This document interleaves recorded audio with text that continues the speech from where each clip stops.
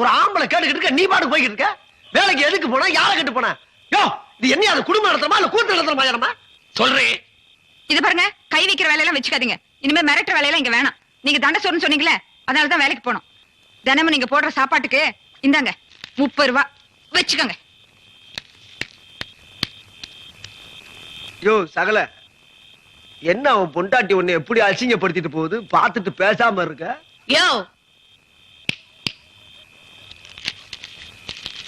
இந்தா, எனக்கு சோறு போடுறதுக்காக ஒரு 10, என் கழுத்துல தாலி கட்டின பாவத்துக்காக ஒரு 10, உங்க ஆத்தாளுக்கு உனக்கு தண்ட சோத்துக்கு ஒரு 10.